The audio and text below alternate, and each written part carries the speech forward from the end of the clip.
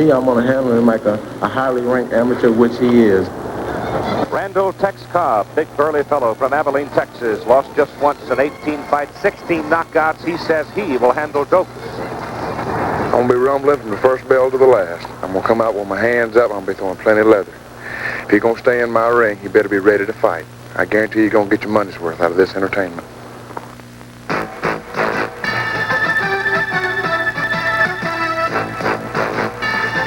ABC Sports presents live from Caesars Palace Sports Pavilion, Las Vegas, Nevada. ABC's International Boxing. A pair of heavyweights today, Michael Dokes and Randy Cobb. And this ABC Sports exclusive brought to you by the Miller Brewing Company, brewers of Miller High Life. If you've got the time, we've got the beer. And by the smokeless tobacco, Skoal, Copenhagen, and Happy Days, enjoyed by millions of guys for tobacco pleasure without smoking.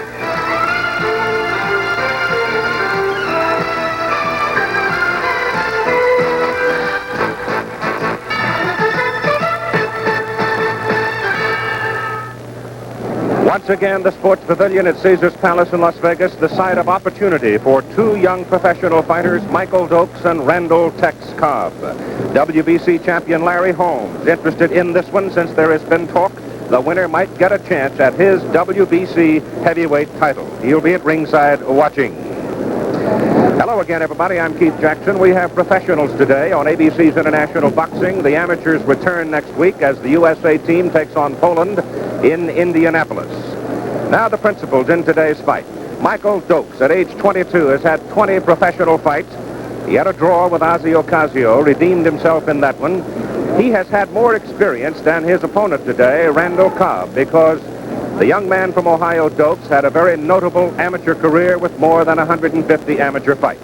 Cobb, on the other hand, has had only 18 professional fights. He has 16 KOs. His only loss was a split decision to Ken Norton last November. Cobb sort of went from the game of football at Abilene Christian College into karate and judo, and then from there made his move into professional boxing. And then he moved from Abilene, Texas to a training site in Philadelphia, Pennsylvania, so he could absorb some of the wisdom available there from a man named George Benton. So today it is a big, big opportunity for the young man from Texas, Randall Cobb, against Michael Dokes, and we'll have an up-close and personal look at Michael Dokes in just a moment. We appreciate it. Michael Dokes started his boxing at a very young age in junior programs around Akron, Ohio, under the tutelage of his father. In 1974, he reached the national finals in both the AAU and National Golden Gloves tournaments, and then in 1975, he won the National AAU Championship. 1976, he lost in the Olympic trials to John Tate, and from that, he turned pro. Now the rest of his history. In the mid-1970s, Michael Dokes was a brash young man riding high in the world of amateur boxing, a national AAU and Golden Gloves champion. In this fight, he won the North American heavyweight title in spectacular fashion for a relative baby of 17. I spoke to him afterwards, and he was not shy in his agreement with a suggestion that he had a bright future.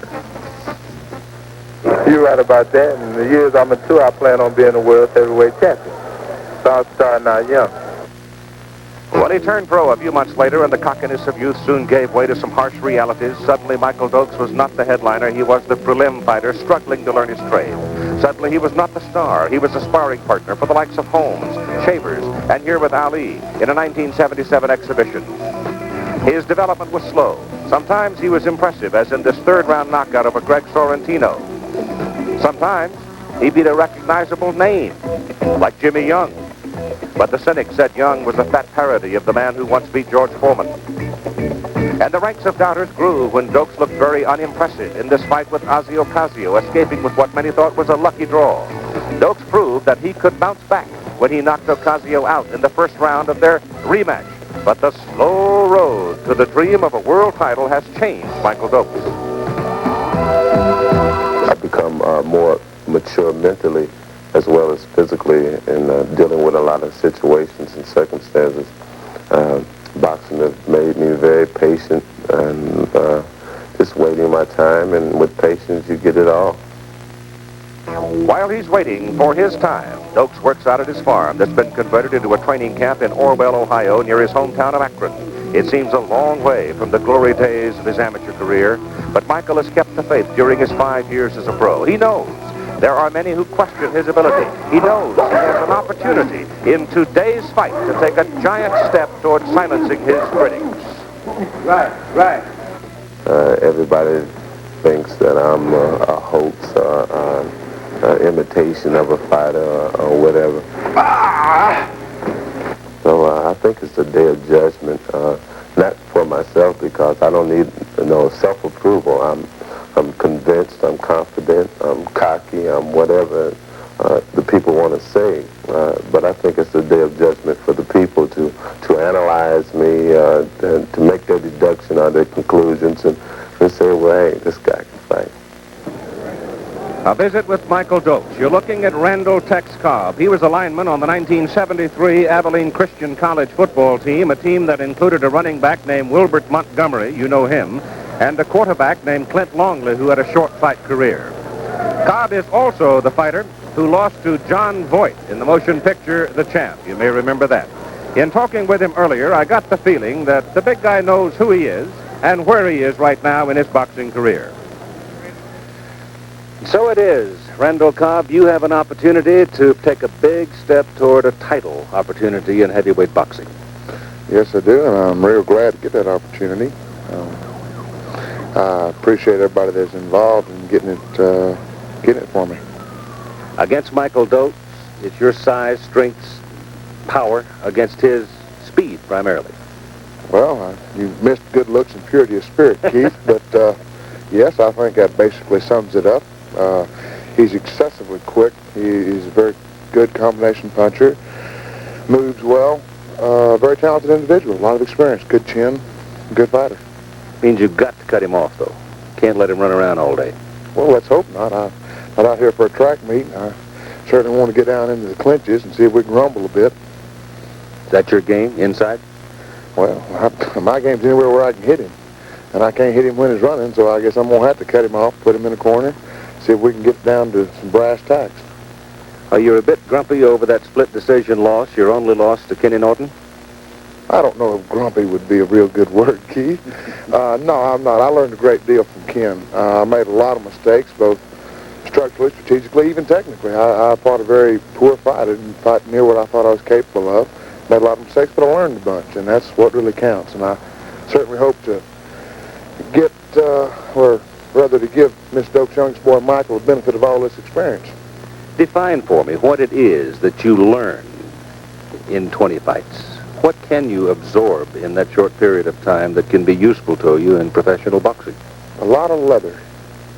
No, other than that, you do get a feel for the ring. You get an understanding of what's going to work, what's not going to work. More importantly than that, you get a feel for what are you going to do when everything goes wrong. When for some reason tonight, whether it was karma or your biorhythms were out of sync or just whatever it was that went wrong that day, your stars were crossed, but that thing just nothing worked. And what are you going to do then? What are you going to do when everything that you've been killing people with all of a sudden ain't killing nobody? And what are you going to do when all this tremendous defense that you've been making everybody miss with, you can't get out your own way? What are you going to do then? That's kind of what you find out after, 18, 20 fights, something like that. Randall, I hope that new wisdom serves you well. Well, you and me both.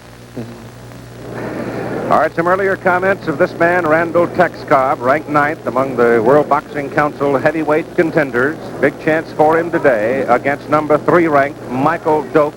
Michael, a native of Akron, Ohio, now living in Fort Lauderdale, Florida, but going home to train. He's ranked number 3 among the WBC contenders.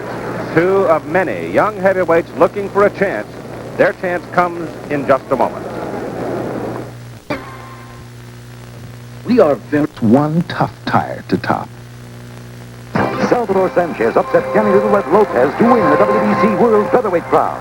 Next, the WBC's number 1 ranked contender, Roberto Castaño, is out for Sanchez's title. And 5-time Olympic gold medalist Eric Heiden covers Golden Gate speed skating. ABC's Wide World of Sports is next.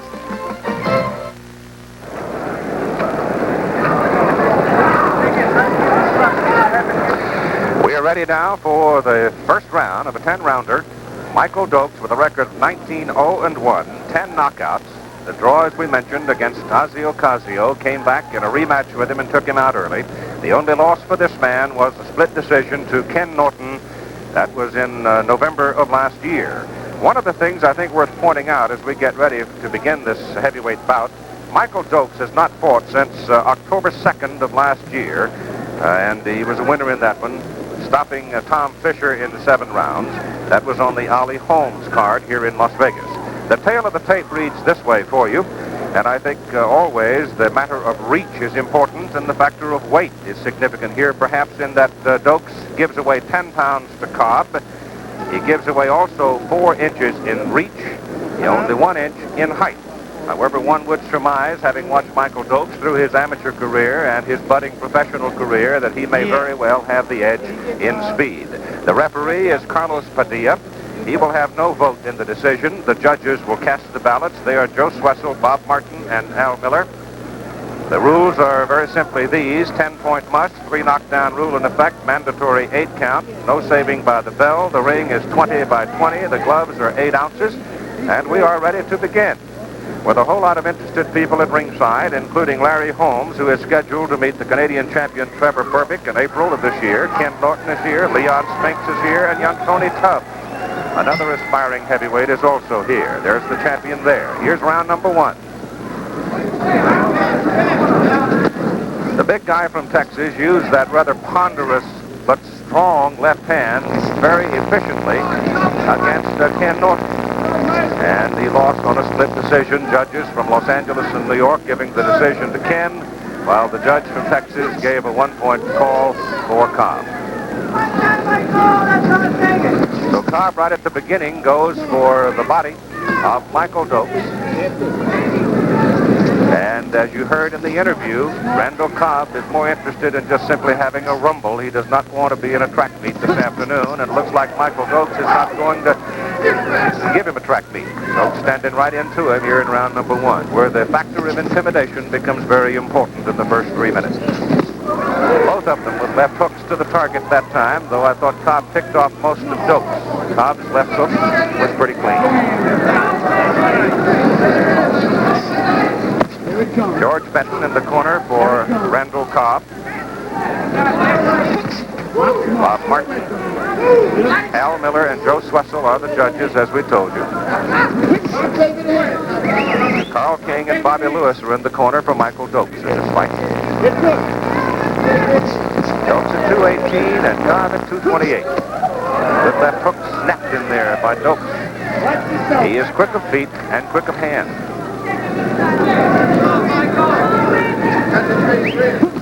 He's smart. Cobb got him to the ropes. Dokes beat him off with a left and a right to the body.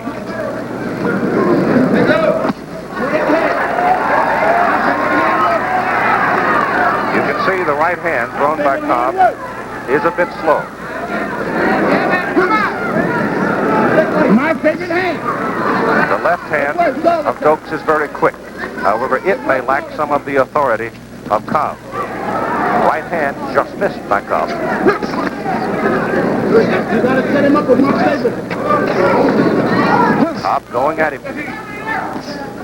It works all the time. Going at him. There's the left by Dokes again, flush in the face. Inside a half minute to go, round number 1. They exchanged strong left jabs there. Here it comes. That's right. Double up.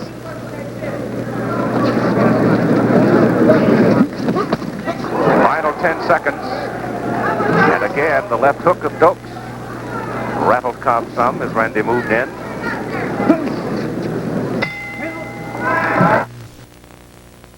Tough, mean beards. Here is round number 2. ABC's International Boxing, Michael Dokes. In the white trunks, in the gold, it is Randall Cobb.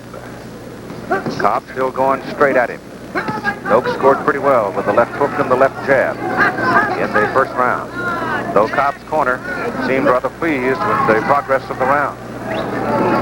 I think if they continue at this pace, conditioning will become something to consider toward the end of the fight, because they have thrown some leather.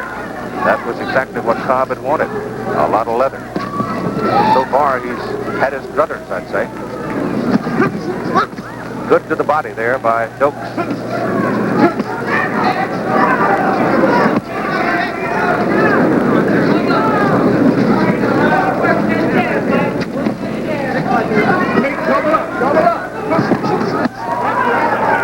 That left hook, which summed up that flurry by Dokes, was picked off by Cobb. I want that double up. Back out. The right hand to the body by Dokes. Goes back to the body again. He's hammering on the body of Cobb now. Looks like somebody in Dokes' corner had the idea of seeing just what kind of shape the big guy's in. Don't lay with it.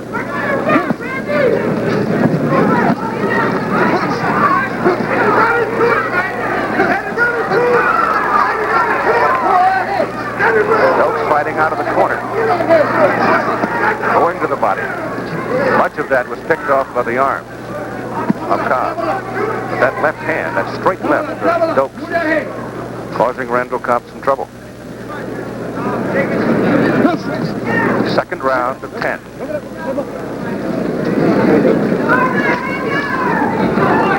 Move that head, move that head. No marks on either man so far. There's that short left hook that caught Cobb coming in. The right hand stung him by Dokes. Cobb going right at him. There's a wicked left hook right on the jaw of Cobb, and that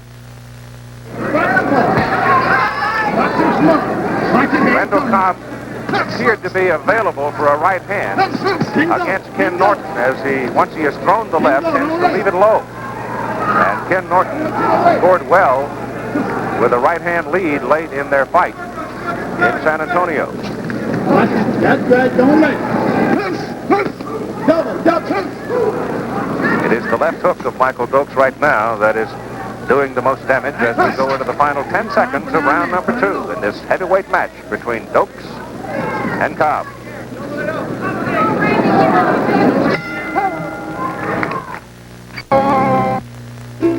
Well, we get number 3. Michael Dokes in white, Randall Cobb in the gold. One from Ohio, Dokes. One from Texas, Cobb. Dokes stung Cobb with one wicked left hook flush on the jaw in the second round. And Dokes has scored heavily with that left hook from the very beginning. The information to Cobb in the corner during rounds was, you're letting him get off first. Right hand by Cobb. Left hook missed by Dokes. Good left hand by Randall Cobb there. Those two punches, the most authority he's thrown in the fight so far.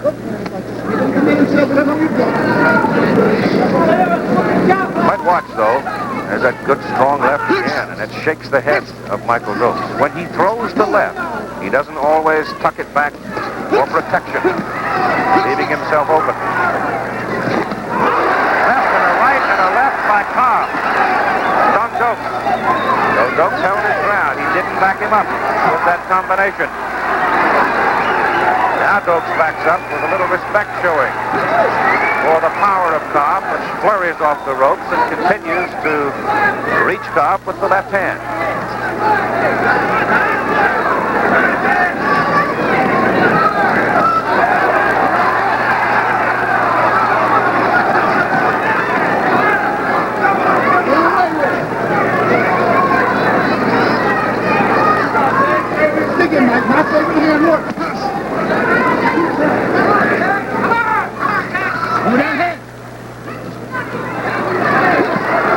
There's the left. That was picked off pretty much by Cobb. The right, however, found him from Dokes. There's another right hand by Dokes.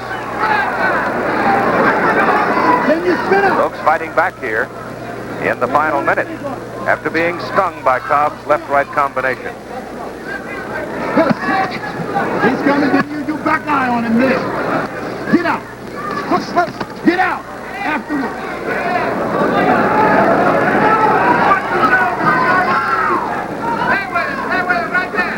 Put that They exchange right hands. Dokes landed a second one. Now he goes hard to the body. Stop it in his face. Here he comes. Be interesting to see whether or not the body attack by Dokes, what impact it has on the big Texan.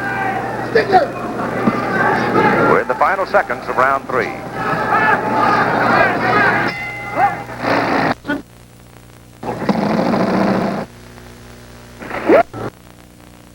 We're into round 4, heavyweight bout, WBC, between Michael Dokes and white, Randall Cobb in the gold.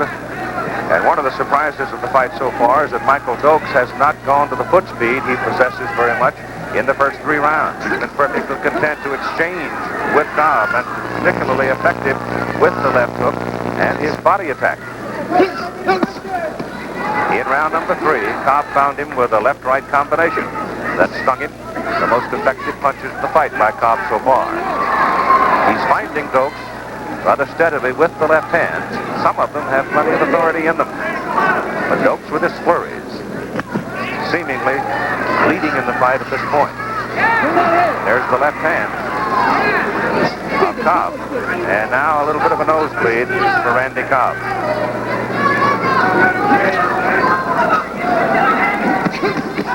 And the left-right by Dokes. And they're both home. I sort of have the feeling, too, that Dokes is, one, not intimidated by the right hand of Cobb. Seemingly is not worried about it at all. And he's got blood flowing from the nose of the Texas boxer right now.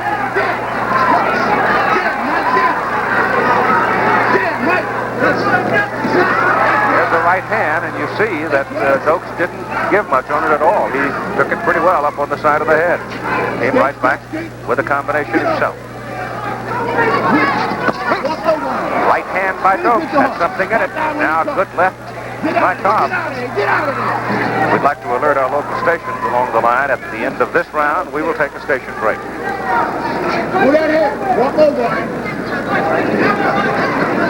Normally when you have a nosebleed, it inhibits your breathing somewhat. Rights by both men. Cobb with everything on a right hand that he loaded up, but he missed with it. Referee Carlos Padilla suggesting to Dokes he come up a little higher with his body punches.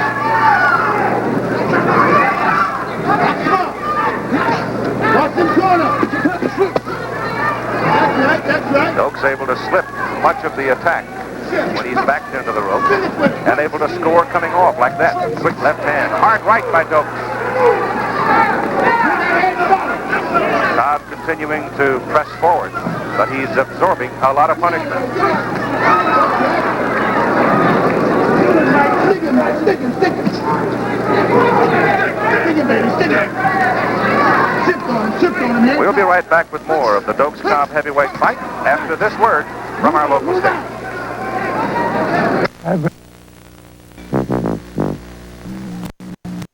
Annie Lords and Columbia Kiwanis Club presents 1981 Super Dance USA. 24 hours of dancing for the Muscular Dystrophy Association.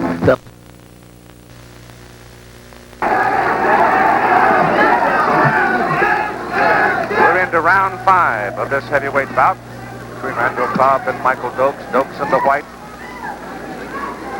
Worked on Cobb's nose during the round to stop the bleeding, and immediately Dokes goes to work on it with that quick left hand. Look at that flurry. Very, very quick hand for Dokes. The corner saying to Cobb between rounds, you've got to go after him a little quicker. Get off a little quicker. You're giving him the first shot as you make your move in. Don't do it.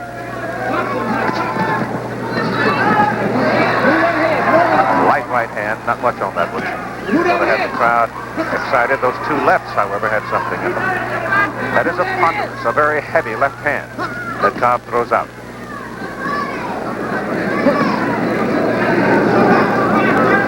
Still looks fresh. Right hand by Cobb. Dokes locked back into the corner with it. And flurries out. Walk over, walk over. Cobb said he wanted to rumble. He's getting it. Walk around him, walk around him. Get him out there. Dig it.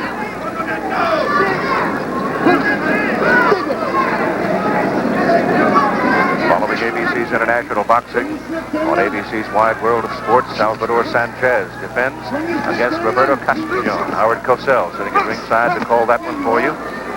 Now roll out. That will be for the WBC World Featherweight Championship.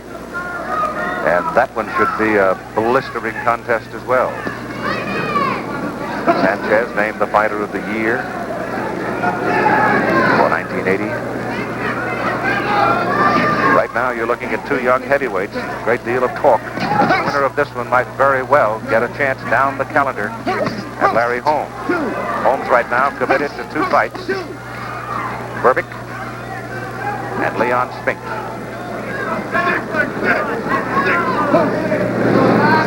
Cobb continuing to press the fight, and Dokes continuing to score with both hands, particularly the left, throwing the greater number of punches. Flurries like that, just raining off the head of Randall Cobb.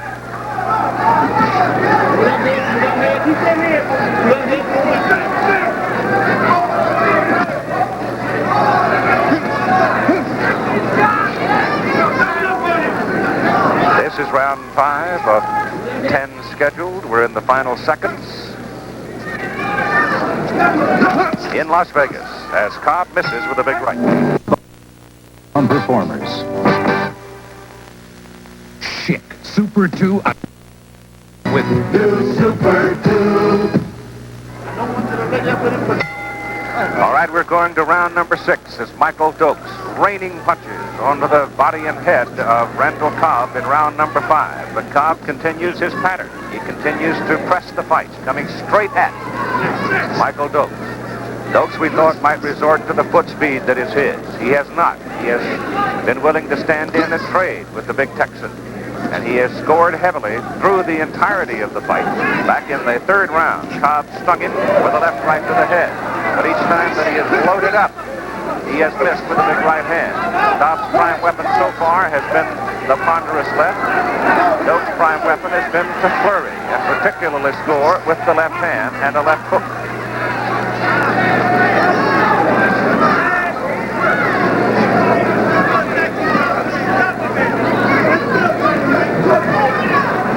Coming up after this, Salvador Sanchez and Roberto Castellon on ABC's Wide World of Sport. It'll be live except on the West Coast. Howard will be here to call it for you. I'm Keith Jackson, and these are two young heavyweights. 22 and 25 years of age, Dokes and Cobb, respectively. Dokes with a fine amateur career, more than 150 amateur fights, including a national AAU championship as a heavyweight, a national Golden Gloves championship. Randall Cobb went from the football field at Abilene Christian to karate and judo, and then to boxing. So his 18 fights really sums up his boxing career. He did not have an amateur career. They have traded leather from bell 1. Good left hand by Cobb as he moves in. But again, Dokes comes right back with the body attack and then switches to the head. And Randall Cobb's nose is bleeding again. It started to bleed in the 4th round.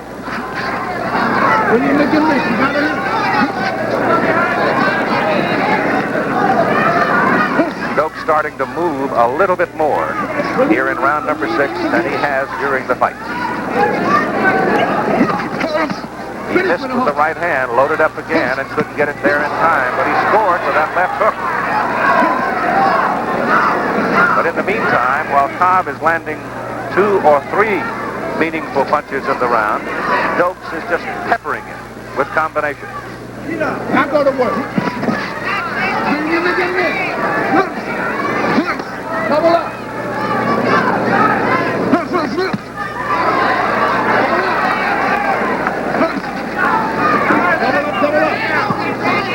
I'll tell you, after 6 or 7 rounds, though, that left hand of Randall Cobb gets heavy.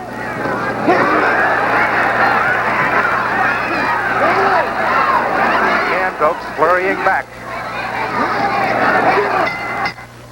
You always wanted in a beer, and less. Every extra mile. This is round 7. Randall Cobb had his best round in number 6. Michael Dokes has been told to use your legs and don't come straight back. Furthermore, don't come straight in and step into the uppercut of Cobb.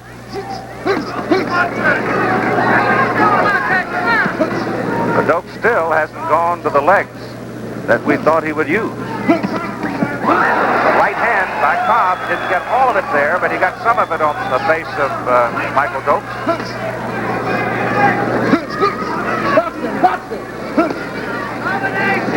Dokes' corner, Carl King and Bobby Lewis both shouting to him, box him, box him. There's a right hand by Cobb. Dokes flurries again with a combination, most of it picked off by Cobb. The big fellow has pretty fair protection. His defense is not that bad. Dokes finding him now. He's gone to his toes, more movement, and he's finding Cobb with the left hand once more. But he just keeps coming. The big Texan just keeps in front of him. He's there all the time. You certainly don't have to look for him.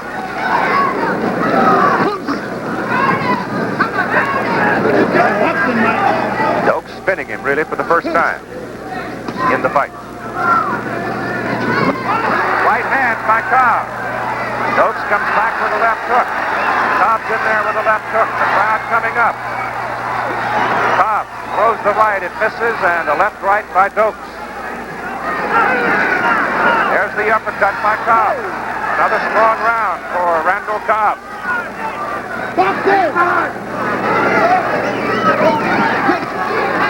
The left hook by Dokes picked off. Dokes has not had a fight since October of last year.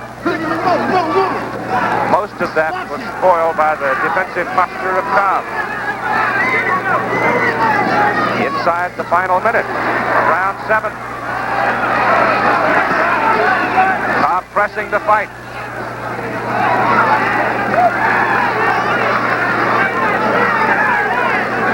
Getting his second win, apparently.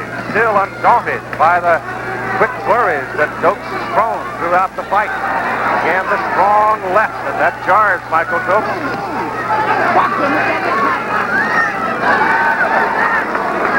Dokes' corner yelling at him. Boxing, boxing. We go inside 30 seconds. Right hand by Cobb. Shakes Dokes. Michael moves away. That's 3 good right hands by Randall Cobb in this round.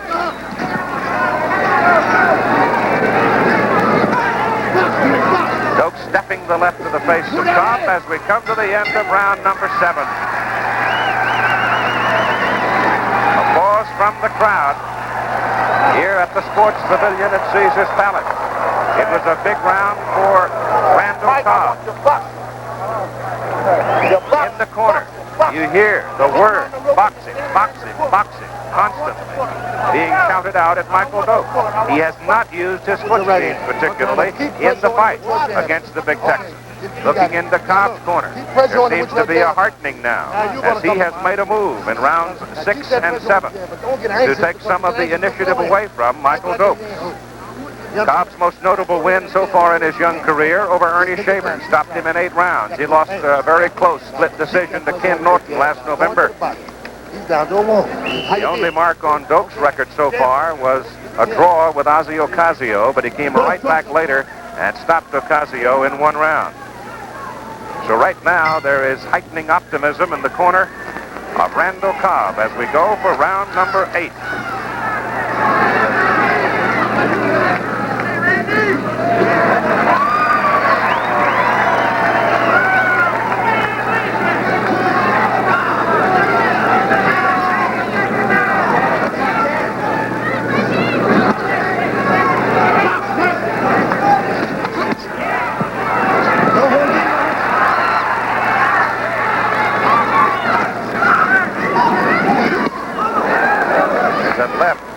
Cobb to the face of Dokes.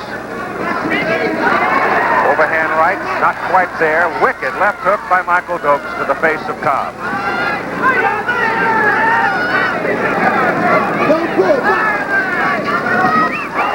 Left right by Cobb. This is on the uppercut. He's finding Dokes with that left hand now with plenty on it.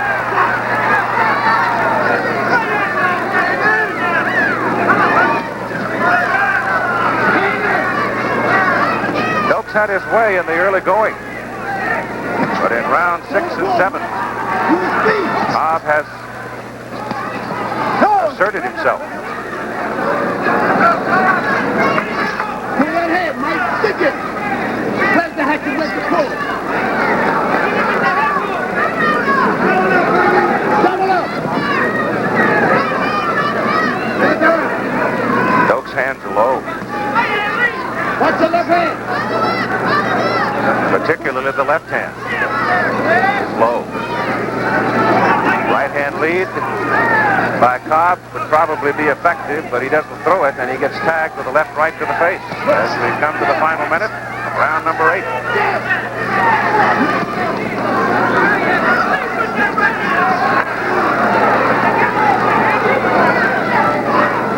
It's a close fight and a tough fight. That left hook found Cobb.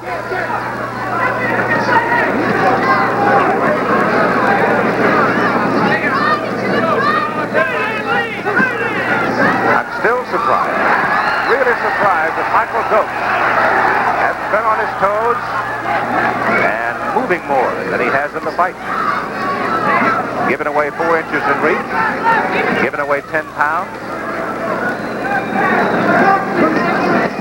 There's a left-right left hook by Dokes. Move that head, move that head. But Cobb just keeps coming. The shadow, he's always there. End of round 8. What? Sears and count on Sears.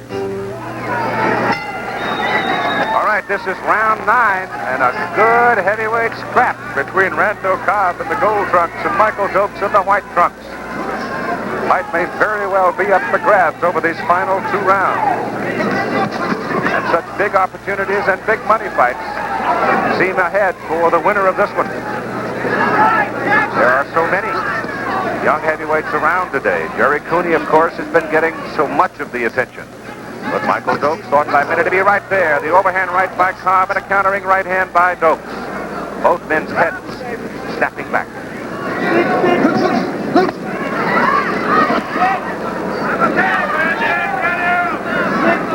Dokes dancing out of the way that time.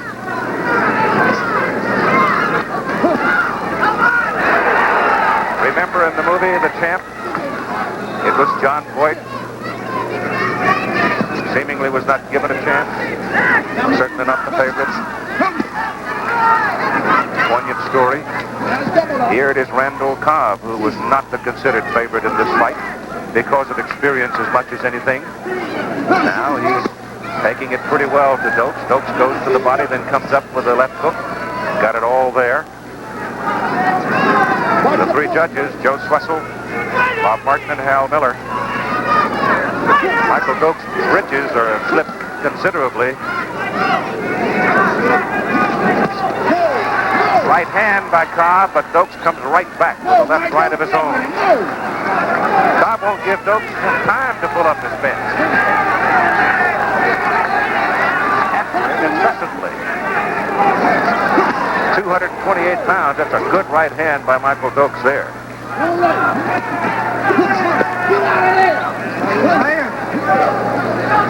In the fight, I think it is fair to say, here in round number 9, Dokes has thrown the greater number of punches. But it is Cobb who has made the fight. He has thrown a fair number himself, many of them with a great deal of authority.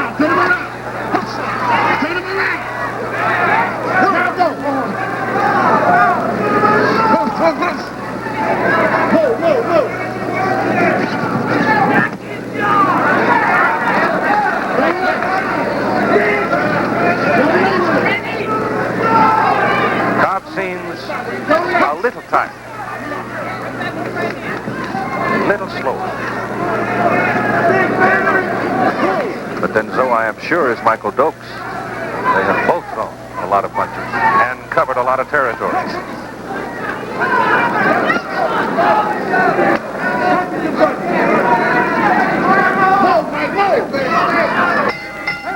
That's the end of round 9. Cobb pursuing, Dokes countering, Dokes throwing a lot of punches that landed in round number 9. Sit down. Looking into the corner of Dokes, looking into the corner of Cobb. Earnest conversation in both. And coming up on ABC's Wide World of Sports at 4:30 Eastern, 3:30 Central and Pacific, you'll have the WBC World Featherweight Championship live, except on the West Coast. Salvador Sanchez defending against Roberto Castañón.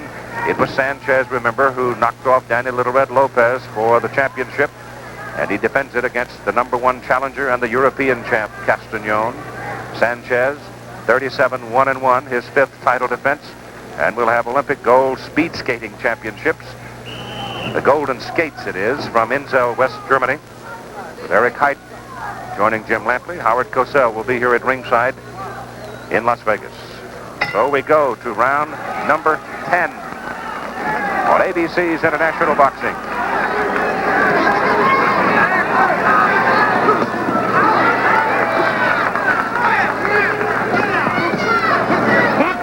Dokes standing his ground, still not moving much, but tattooing Cobb with that left-right combination.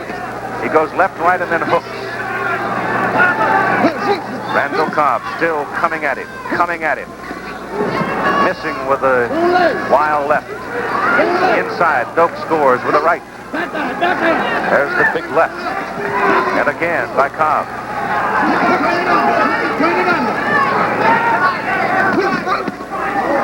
Dokes with a wicked left to the body.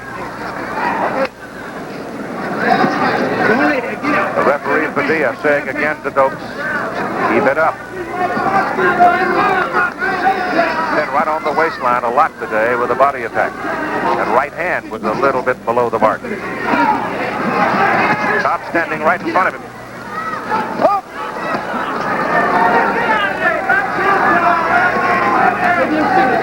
Both men absorbed in what they're doing in the final round of this heavyweight bout.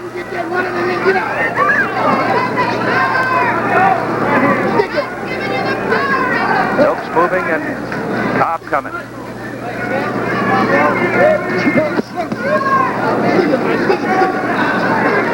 Cobb not throwing all that many punches here in round number 10. Shot to the body by Dokes. Comes back with the left hook to the head. There's the long left jab, the heavy jab of Cobb. Get off, quick! Deep first, deep first! Get him, Mike!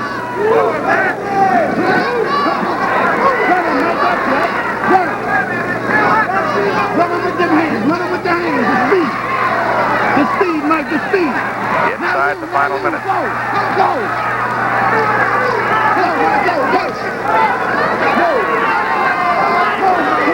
It has been a good heavyweight fight. And they're taking it to the final bell.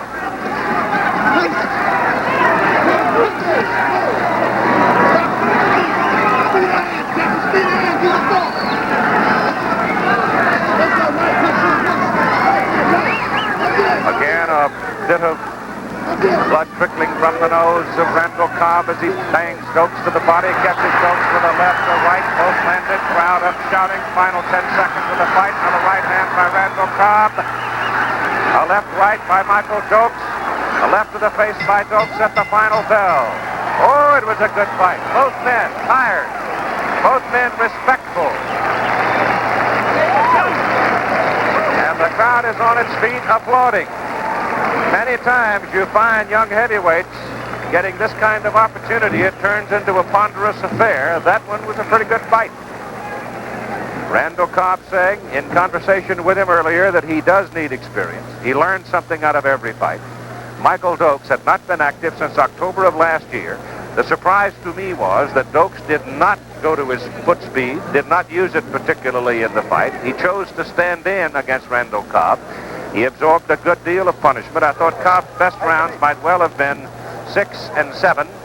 I thought perhaps that Dokes threw the greater number of punches in the fight, landed the greater number of blows in the fight, but I will not at this juncture suggest a decision to you.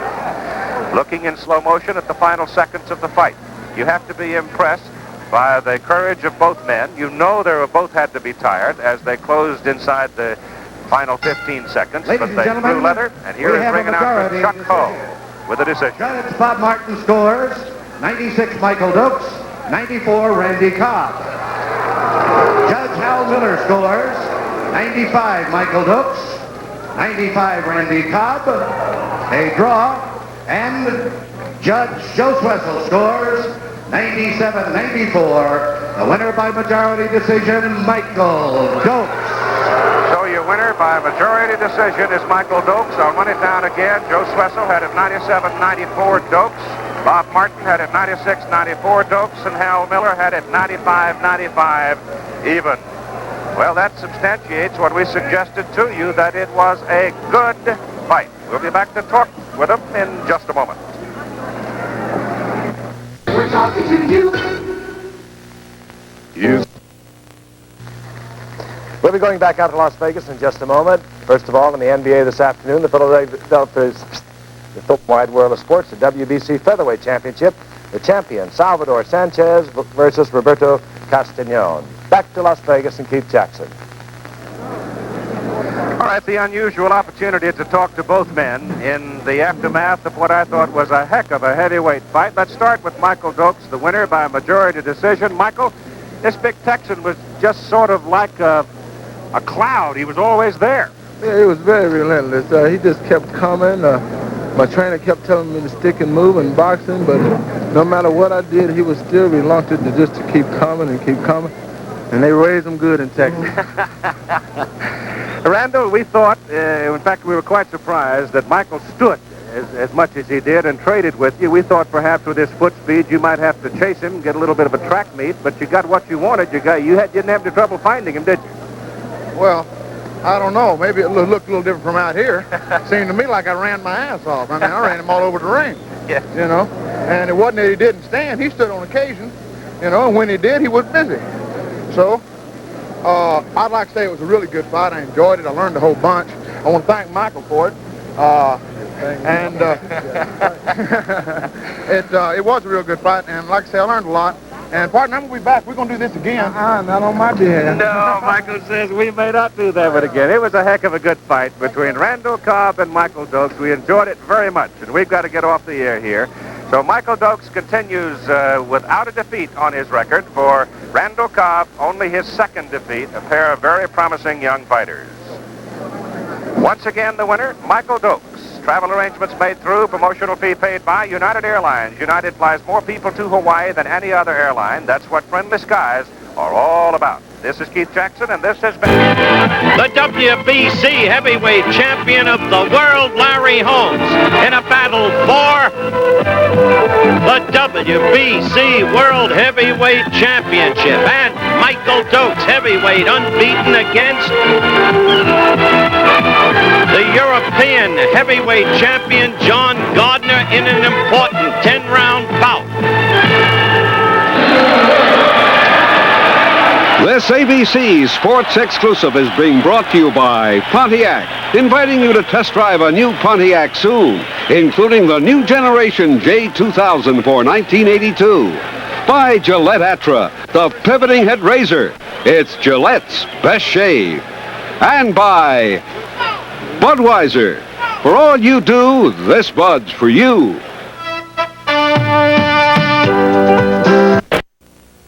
This is the Joe Louis Arena in Detroit, Michigan. Panoramic shot of it. They are dedicating the arena in memory of Joe this very night. The fights have been held here previously. The great Brown Bomber, maybe the greatest heavyweight who has yet lived. His wife and children here tonight, and so it figures to be festive occasion. Hello again, everyone. It's good to have you with us. We hope we've got some exciting boxing for you tonight, but in truth, only time will tell. Of course, it'll be Holmes against Spinks, who himself was once the heavyweight champion of the world.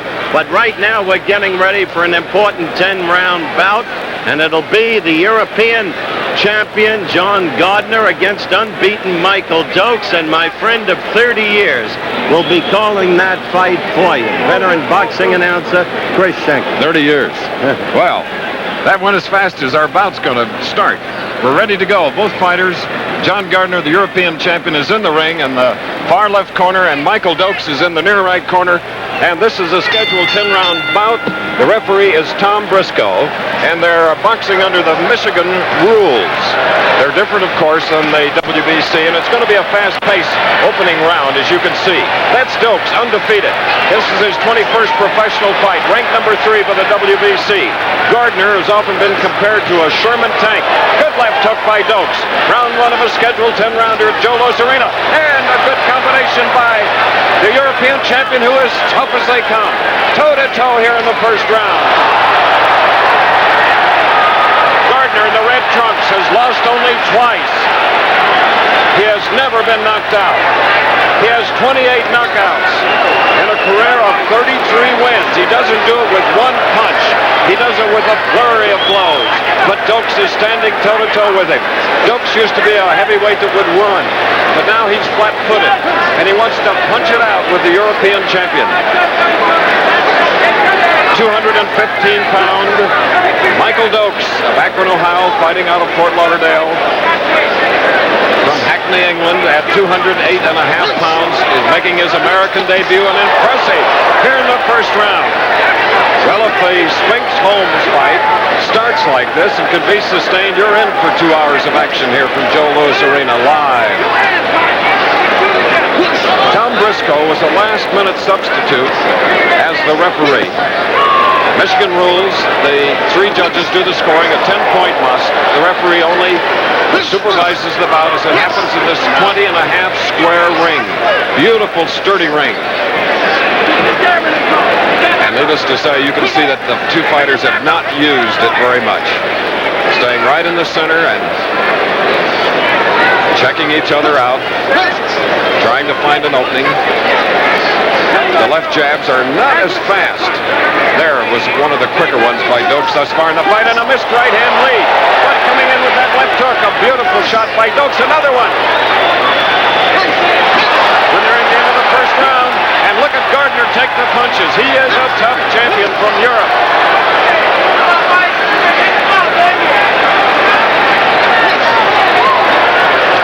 A good right hand by Gardner. Blocked from your view. It caught the chin of Dokes. But Dokes is one of those heavyweights when he's hurt. He can come back. There's a jab that you saw it snap Dokes' head back. What a first round. About 20 seconds remaining in the initial round of a scheduled 10. Dokes now has a tiny cut over his left eye. His back is to us in the white trunks. 6 foot 3 inches tall. Look at that wide stance, flat-footed. Normally he's up on his toes and does a lot of moving around the ring. Oh, he missed a sizzling right. That's for you. Working right guard solid, too. Here alongside the Detroit River at Joe Louis Arena, we go into round 2 of a live 10-round non-title bout. Michael Dokes in the white trunks, 215 from Europe. His American debut, John L. Gardner. Veteran of 35 fights, lost only 2, and we hope you saw the first round. It was a slugfest. Not an awkward slugfest. They were toe-to-toe with plenty of jabs, good combinations. Both fighters felt the sting of the opponent's punches, and they're doing it right again. They're within range. That jab just has to flick out there like Dokes did on the head of Gardner. Gardner 208.5, a good body shot by Dokes. Dokes' last fight was against Randall Tex Cobb in March. This is the first fight for Gardner in the United States. His last fight, he KO'd Asi Ocasio. Look at this slugfest. An important fight for both heavyweights. Ring number 3 is Dokes on the far side. Possibly 10 or 11 is Gardner from Europe. Both hoping for a title shot. And Larry Holmes waits in his dressing room for his 10th title defense of a heavyweight championship that he's proud of. And trying to regain a heavyweight title is Leon Spinks. We've reached the halfway point of this slower-paced second round. There was a glancing right-hand lead by Dokes. Dokes needs to jab just as he did there. Ooh, a body punch that you can feel here at ringside. And Dokes gets one on the left side. Good shot by Gardner. Caught Dokes on the side of the face. This is scheduled for 10. The pace it's going, I don't think it will last. We have a minute remaining in the second round.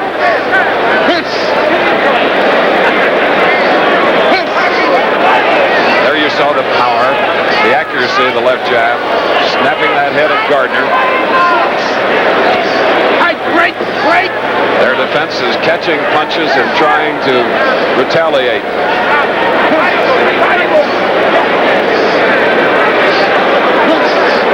Where they're glaring at each other, it's almost like a grudge battle. It's the first time they've seen one another. 3 judges here. One happens to be a lady named Rosemary Grable. 2 gentlemen.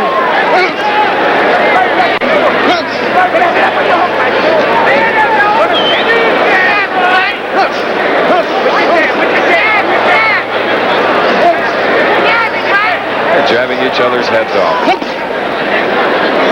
The bell coming up, round 2. Coming your... My daddy taught me 2 things. To start faster with the Kingsford Edge. Now we're in round 3. Cutman Bill Prezana, the corner of Michael Dokes. Again, puts him adrenaline 1,000 on the tiny cut on the eyelid, the left eyelid of Michael Dokes in the white trunks. Undefeated. 21 bouts, 20 wins. He has a draw. They have had 4 like opponents. In the red trunks, from Hackney, England, is a man that won on a 6-round knockout over Ocasio in March of this year and appears very, very fit for this scheduled 10-rounder. Gardner has only gone 10 rounds once in his career of 35 fights because he has 28 knockouts. He is unmarked, red in face, however, from the jabs and some of the hooks thrown by Dokes. Dokes at 6'3", John L. Gardner of England in red at 6'1".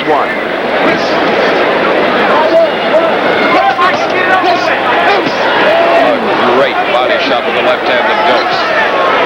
Those may not take their toll here in this round, in the 3rd round, but near the halfway point or even later.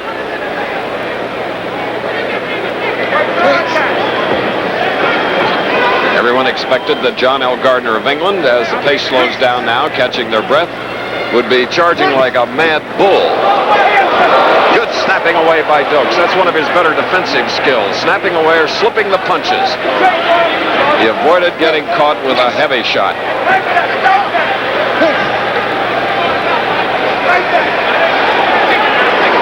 Great upper body movement, a massive upper body on the part of Dokes at 215 pounds. 10 knockouts for Dokes. One thing about Dokes, when he digs that left hook to the body, he does not telegraph it.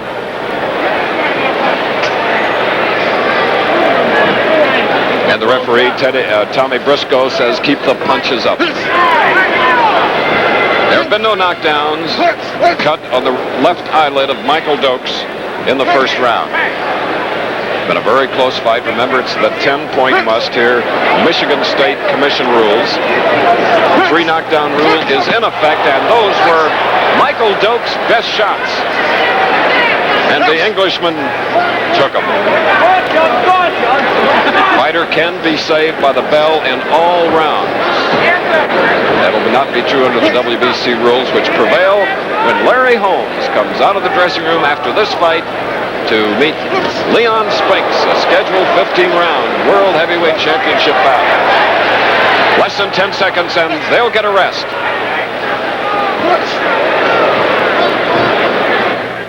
It's for the power you can count on, for the price you can count on. You can count on Sears. Honey, fresh-smelling Safeguard's the smallest soap in the house.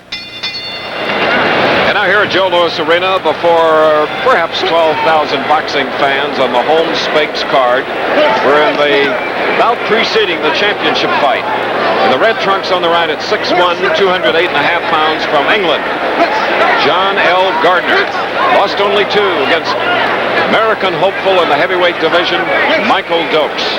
Michael Dokes, who is a very bright young man, has a lot of interests, has the ability to change strategy. The strategy is a little different in this fight. Flat-footed, toe-to-toe with his English opponent.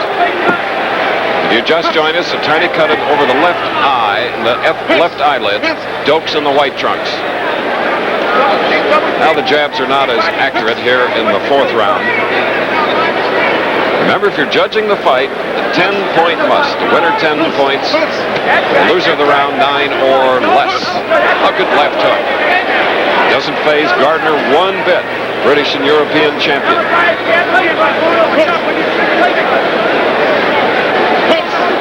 Look how the Englishman cocks that right hand. He's an uncomplicated fighter. And his reputation coming to the United States is that he always gives 100%. I think thus far you'll have to agree. We'd like to alert our stations along the line, and we'll be taking a station break at the end of this round. Oh, beautiful combination, setting him up with 2 left hooks, a right, a left, a right, left again. Remember, Gardner has never been stopped, but he is down. We have a minute and 50 seconds remaining in round 4, but this may be it. The doctor is being called in, Dr. Adrian Knight of the Michigan Commission, but that appears to be all. Now the second Michigan commissioner comes in, Dr. Lacey Watt. With about 1:10 to go in the 4th round, a different Michael Dokes, ranked number 3 in the WBC rankings, wanting to prove that he has what it takes. He wanted this as a test. I think you'll have to agree that he has what it takes at 6'3", 215 pounds. Quick hands. Good combination puncher. And the native of Akron, Ohio, where in high school he was a linebacker, a tackle. Now here you see those lefts. There was the first right, another left. And you see Gardner's wobbly now. Spaghetti legs. Another left hook. That one on the back of the head, almost a rabbit punch. A left hook, another. And it won't be long, and there it is. Mouthpiece being knocked right from the jaw of the big heavyweight from Hackney, England. Remember, it's the first time he has been stopped. Only his 3rd loss. As we look at it from another angle, as Tom Briscoe, the referee, lets them go at it. It was a vicious attack, a flurry of punches. Look at Dokes.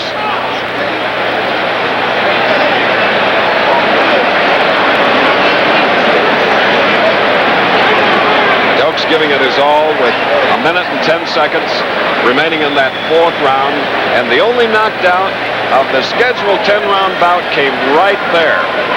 And he hit the deck very hard, but insulite is beneath this canvas here, which helps absorb some of the shock. And of course, there is a happy man. He is only 22 years old. And he was impressive in his last fight against Randall, Cobb, March 1981, and his maturity certainly showed tonight. We'll have more championship boxing from Joe Louis Arena in Detroit after this word from our local stations. Wednesday, Charlie's Angels mix it up with some murderous muscle men and find that exercise can be harmful to your health.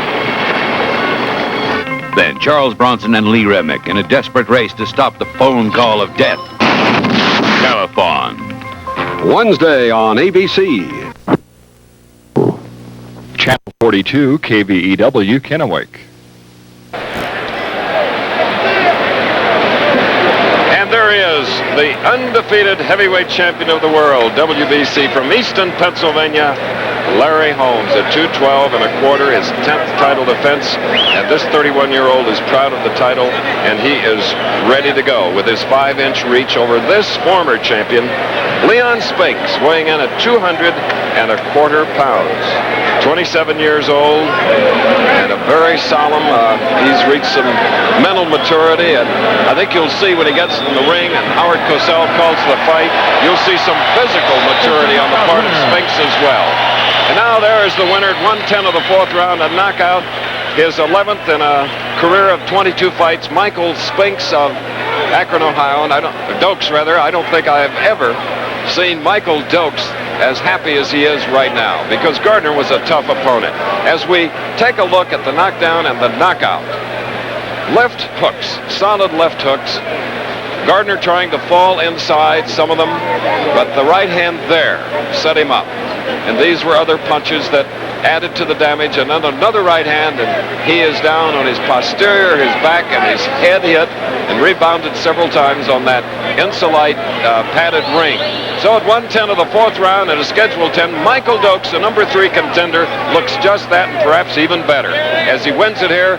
Holmes and Spinks coming up. World Championship bout. Stay tuned. All right, we're back live at ringside in the Joe Louis Arena in Detroit, Michigan. An unexpected quick result in the Michael. Fine gentleman. Tony Perez. Michael Dokes now climbing out through the ropes in the yellow suit. Let's see if we can pick up some of the introductions now. Internationally known referee, has handled all the Olympics for many, many years. Everybody knows this man. Come on in, Tony Filippelli from Utica.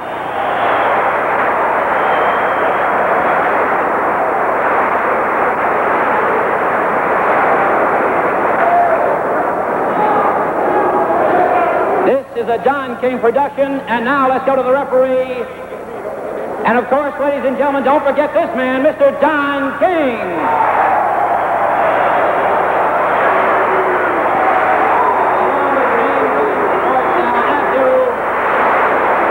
And Johnny Abdu, the referee, Tony Perez. Let's pick up the instructions.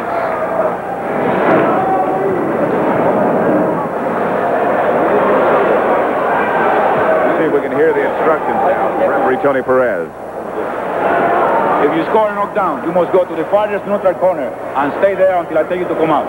3 knockdowns in any same round, that means the fight is over, okay? Now 40 seconds. The bell will not save anybody from being knocked out. The count must continue, all right? Any questions? Shake hands and good luck to both of you. Good luck.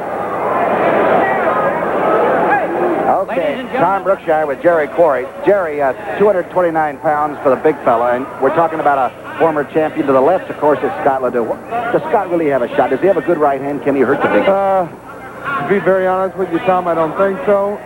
He's a big man, 223 pounds, 6'1.5". He's going to have to be very cagey and stay away from that power early to have any chance at all, and I don't think he can do it. Ledoux, of course, was a great 3-sport athlete, but you hope one of those sports was not a catcher in baseball or a catcher of any kind. That's the problem. Here's the former champion, and boy, he is the biggest guy at this weight I ever saw, George Foreman.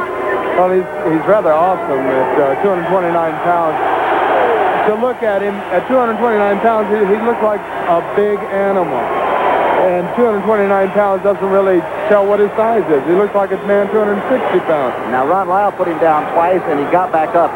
Was that perhaps the turning point in this guy's career, do you think? Well, he showed a lot of people that he had the guts to get back up after being knocked down and didn't sit on his head. All right, round 1 of what's supposed to be 10 rounds, Jerry Quarry, and most people think it won't go about 3 or 4. Ledoux, with his back to your camera, right here, our camera, I should say. George Foreman, very tentative to start out with. Well, maybe he's trying to give the people a little action tonight, maybe go a few rounds. But I doubt that very seriously. George does not like to fight any lengthy time in his fight. Foreman is 6'3", 27 years of age. Ledoux is 27, about 6'1.5". He comes forward, which might not be the way to fight George Foreman. Look at Foreman as the ballet man.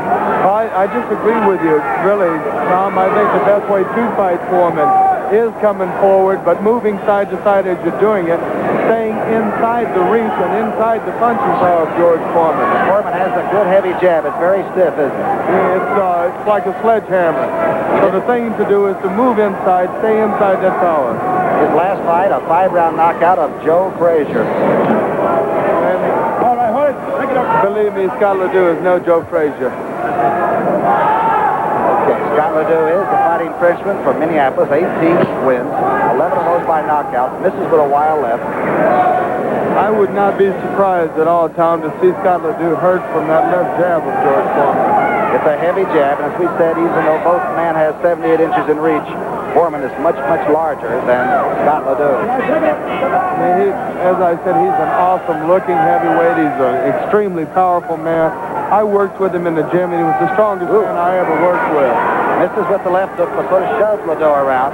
Scott Ledoux will not back off, and Dwayne Bobbitt, even though he defeated him, did not knock him out, which might have surprised some people. In fact, he never even knocked him down, Tommy. But if he stands up for 10 rounds with George Foreman, he will surprise the heck out of him. And threw a left hook and then tied him up. That's Tony Perez, one of the very fine officials in all of boxing from New York City. An extremely well-refined referee. He knows his business, and he handles himself beautifully in the ring. Watch the right hand of Scott Ledoux. I always thought he carried it a little bit low. Takes a good jab. Ooh, it lands a left hook. I really don't think he can hurt Foreman. Foreman takes a good shot and comes back from a good shot, as he proved in the fight with Ron Lyle. Ledoux is moving around a little bit, which looks to me like a heck of a good idea, looking at George Foreman. Round number 1 of what's supposed to be 10, Jerry. Not a laughing matter inside where they are. The ring is 20 feet inside measurements. Right at this moment, I wouldn't want to be in his place. Ledoux with 2 or 3 shots of a combination. Takes 2 good jabs and almost buckled his legs on the jab. And Ledoux landed a good jab and got hit a slight hook there that shook his head a little bit. George Foreman, you were talking to him last night. Okay, there's the end of round 1. The big man not looking with avarice at his opponent and didn't try to take him out. Okay. I'm already surprised. Here's some of the action. Get ready for round number 2.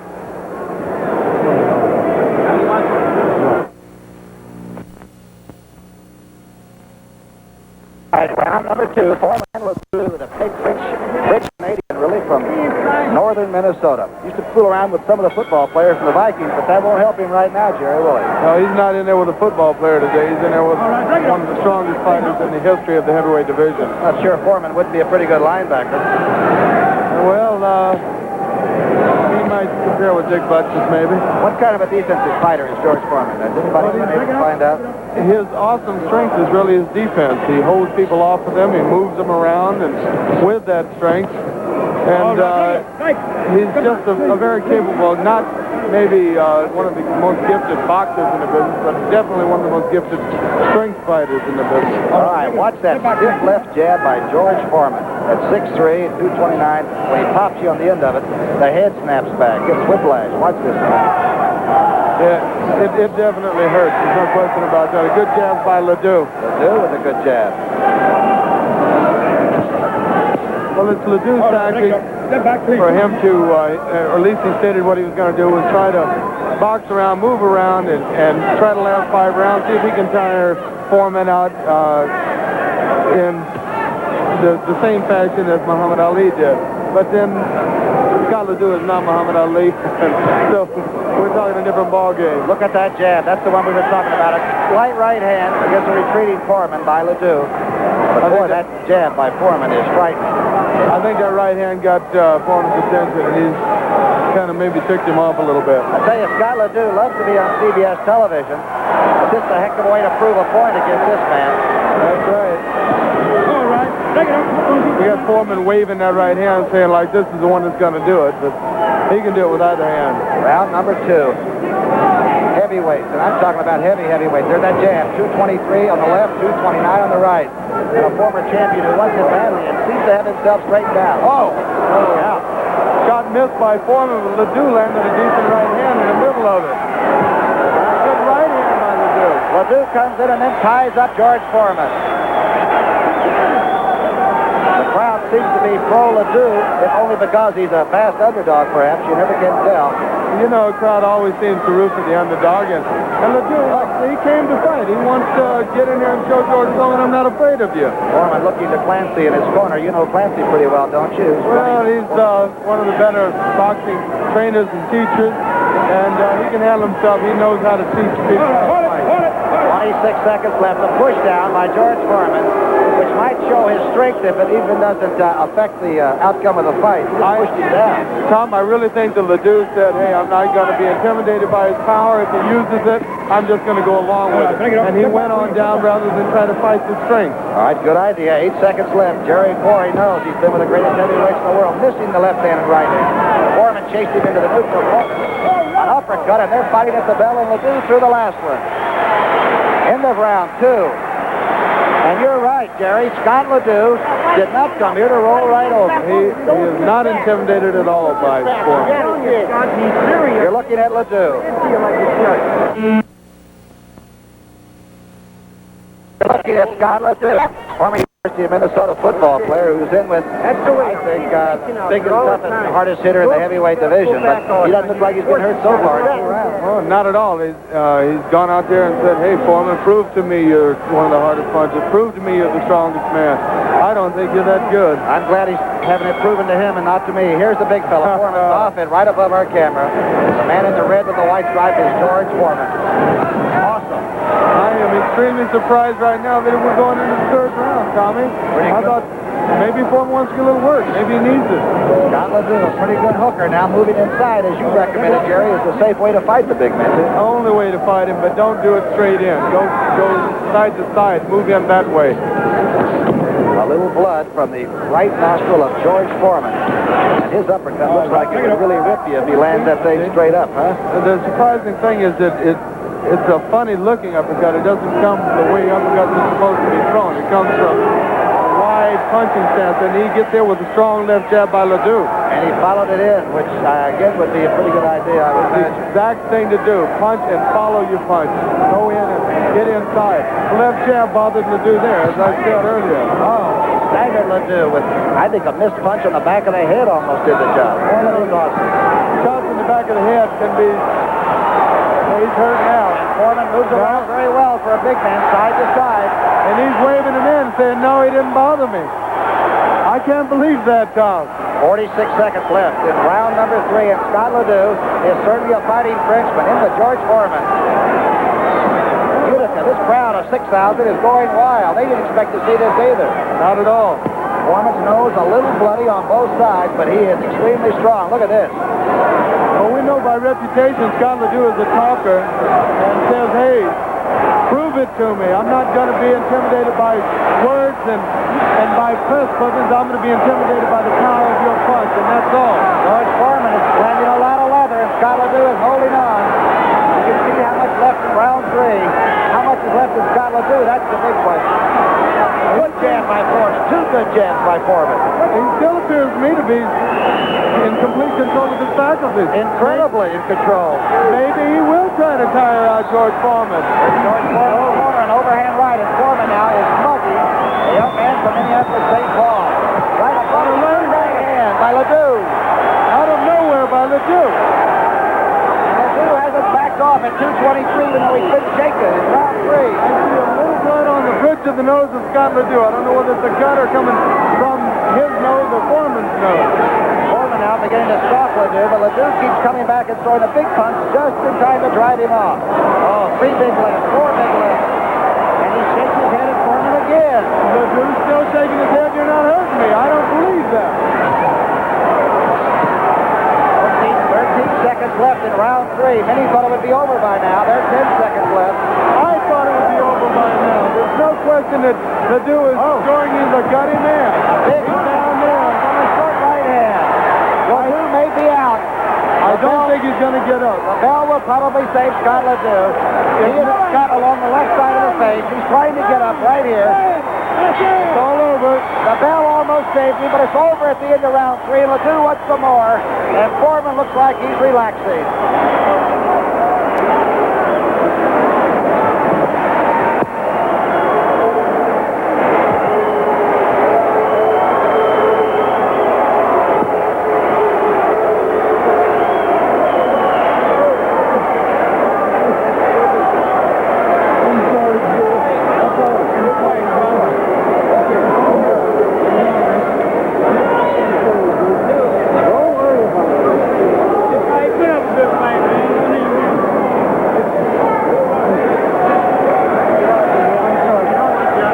Tom Brookshire going into the ring right now to talk with the winner of the fight, George Foreman. All right, Jerry, I am in the corner of the former heavyweight champion, George Foreman. A knockout in the closing seconds. Yeah, would you bring over George, please? Scott Ledoux, the man from Minneapolis, St. Paul, is some kind of a tough guy. Stuck it right out there and kept it there. And I think George Foreman is probably surprised and perhaps happy about it all. Because I do think he wanted a fantastic workout, if that can be what it was called, and he got that because Ledoux never backed off. All right, George Foreman will be over here in just a second. And Pat, I've seen some good fight crowds, but Utica, New York really has their share of people that have come to see action and really appreciate it. This was, all right, 2:58 of that third round was the knockout. That's officially. Don King is over, and Foreman is having the gloves taken off there now. There's it.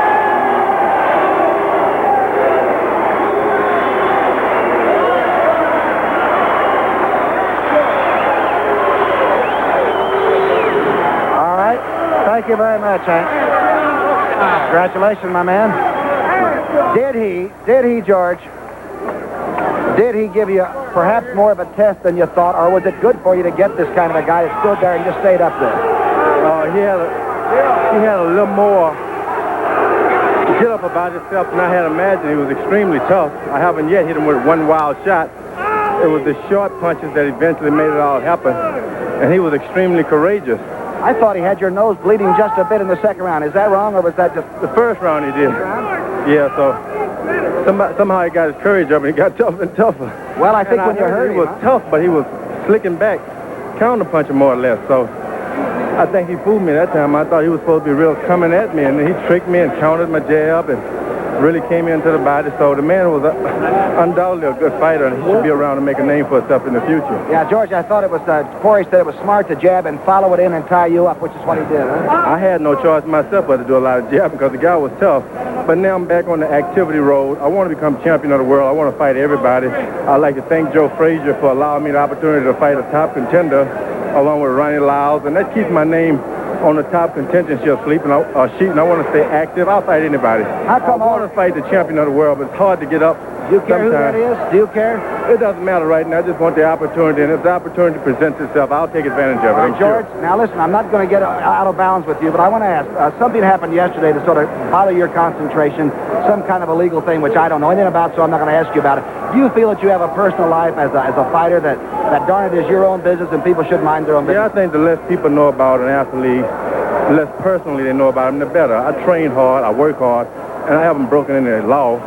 So I don't think I have. If I break a law, I got to answer to the public. But it's something personal, I'll stick it between George Foreman and himself and whoever he's associated with. I like to say hello to my Dr. Anderson in Marshall, Texas, and all my great pastors down in the church in Marshall, and send them my love. All right, let's look at the replay now. We've got it right here, George. Again, now you're moving after Scott, and you've got him in trouble now. Yeah. Right now, I'm just laying in a little low. Got my hands a little low because he is shorter, and I want to get low in order to land a good uppercut. Now, this man is extremely clever because... Hit you with the right hand, didn't he? Yeah, he's clever. So, the short punches are what does it. Boy, those are short and strong. I heard if you, George Foreman, are straight with your punches that you can knock a building down. I don't know about that. But that's right the way now, you like to fight, huh? Yeah, I got Charles Shipe, Gil Clancy, and all my men here, and they got me working on power. And plus, I take my time now. If a guy get up against the ropes, I go outside and wait. The fight's supposed to take place between two fighters. I'm not supposed to carry the whole fight. This guy makes a payday at fighting. He's supposed to fight some too. Sure. And it makes it kind of hard when you fight an underdog because whatever he does, the crowd kind of go along with it. Gotcha. And you're the big guy. You know, you're used to that, though. Yeah, but this guy is known to knock big ones out. All right, now you beat Ron Lyle, Joe Frazier, a guy that I personally think is one of my close friends. Yeah. He respects you a lot. Mm-hmm. What are you going to do the rest of this year? You just go up and watch Norton and Ali and just take the... I like to fight again within a month's time. It doesn't matter who. I couldn't fight Kenny Norton because, I knocked Norton out in 2 rounds. And his people say no way they want him to fight me again. And Muhammad, I don't know why he's been dodging George Foreman for 2 years now. For some reason, he's fought everybody but me. He fought only the guys I've knocked out. Yeah. Now I'm waiting right now for the championship of the world to present itself. Honestly, I can take advantage of it. I work extremely hard, and I fight all the time. It doesn't matter who. No matter what they say about a fighter, The last time I underrated one was in Africa, and Muhammad Ali won the fight. There's no shortcut, but I want to tell you something. You have carried yourself with respect from the very first moment you came on this scene, and nobody can ever fault you for that. And the men that you have fought and beaten respect you very much, and that's a heck of a thing to say about a person. Good luck to you. Yeah, the men are very nice to me. Yeah, you're quite a guy. And by the way, I've known the football players that weigh 250 that aren't as big as you at 229. That's Jerry Query. You know the great... Both hands. Oh, young. Freddie Roach with a last word for Steve Collins. I doubt if he's really hearing it. Here we go. Collins, Benn, 2. Collins has beaten Eubank twice. Will he beat Benn twice as well? Or does Benn rediscover the old fire tonight?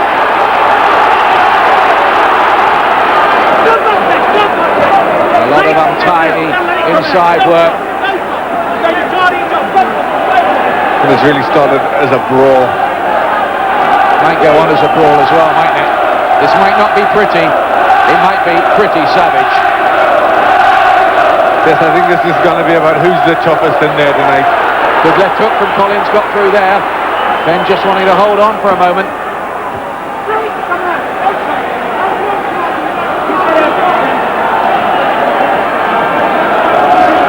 Benn renowned as the big puncher, but of course Collins has never ever been knocked out or stopped. All his 3 defeats in big championship fights and on points, and 2 of them on split decisions.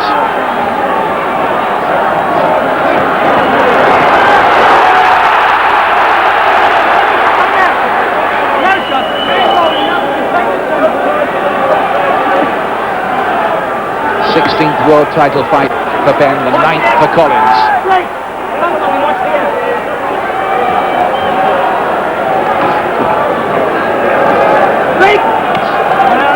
Still very, very untidy.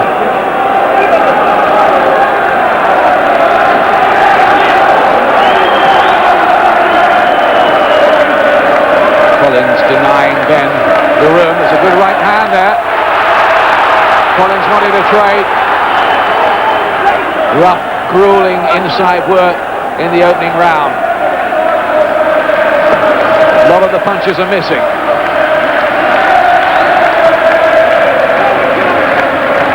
Good right uppercut there though from Benn, who leant away, got the punch through inside, but Collins really does have the original granite jaw. The both men are really trying very, very hard. They're missing with most of the punches.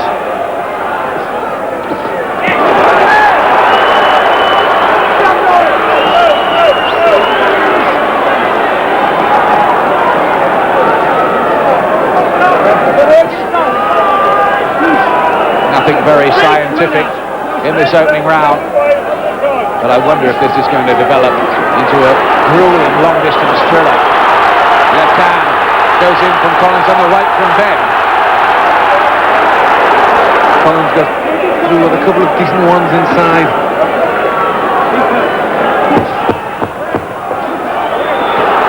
It's fairly similar to what we saw the first time, isn't it? They're both missing quite wildly. Very rough and rugged shot, but it was very untidy work. Second round. Steve Collins, as always, in the tartan trunks. Benn in his habitual solid black.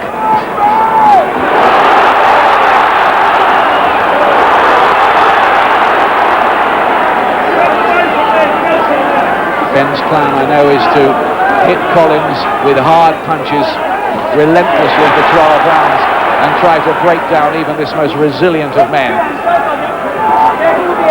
He said, I never really had the chance to get the job done last time. Collins with 2 good left hands getting through. Not renowned as a big puncher, Steve Collins, but he does wear you down with his relentless, marauding style. It's coming dangerously close together there. Collins getting through with the right and the left there. He's so very strong.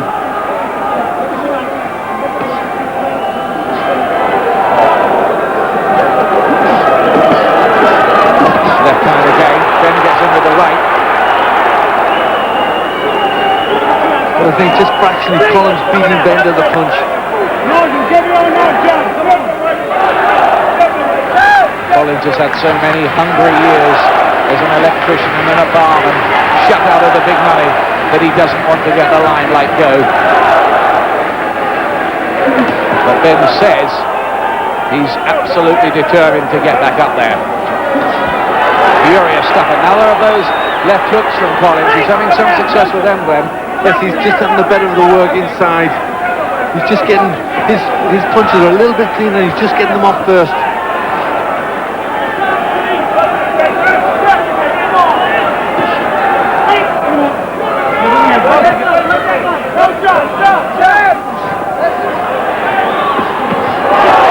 Left hook there, this time from Ben, but Collins just took the punch and carried on working. That happened in the first fight in the third round, and that might be a bit dispiriting for Ben when he unleashes his biggest punches and they don't have an effect. Yes, that's where it's going to get hard for Ben. Collins is so immensely strong. He takes the punches so well, and he comes firing back. Really set himself for the left hook to the body there, Ben, too. This is going to be a war of attrition, you feel? It's a real test of strength and perseverance.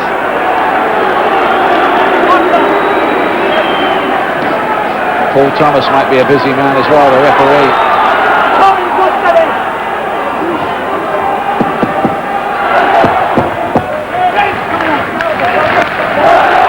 Watch the use of the head, warning to Collins.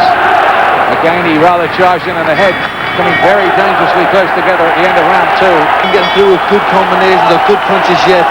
Still very rough, very aggressive, and just a test of strength. Watch the use of the heads, says referee Paul Thomas. Don't walk away when I'm talking to you. They just want to get on with it. Third round. Ben bidding for his third World Championship.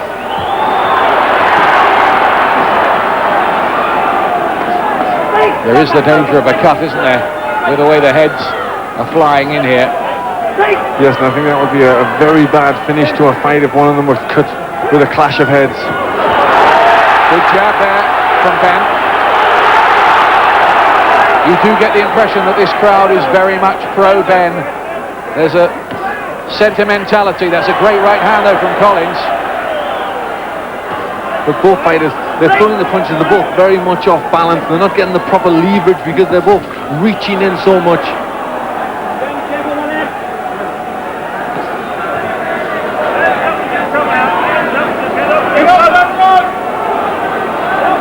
Well, we've had a lot of this kind of close quarter combat in the phone box, so to speak. There's a good right there, though, from Ben, who looks sharp and hungry again here. Good work from him again and making Collins miss. The snappier stuff from Ben just in this phase. Yes, he was landing with short, sharp punches there.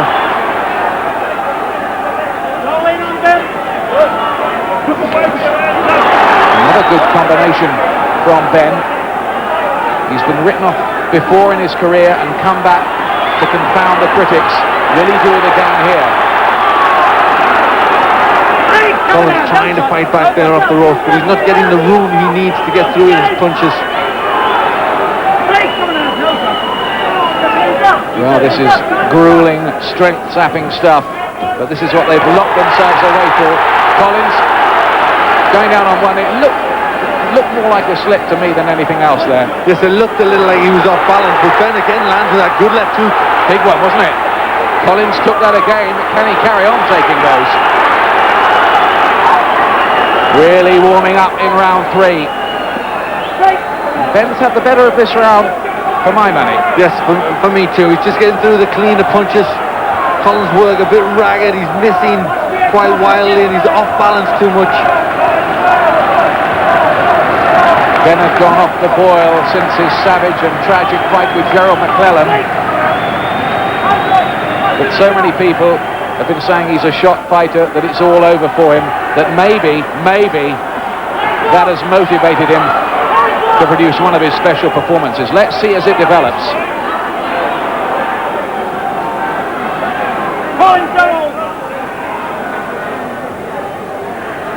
This is a Ben round at the moment. Yes, he's just got through with the better, cleaner work. And have Ben ahead after 3 rounds. But it's early. Collins, big left hand. Benn's knees just seem to bend a little bit there. The left hook was very solid, and the right hand was a good one from Collins.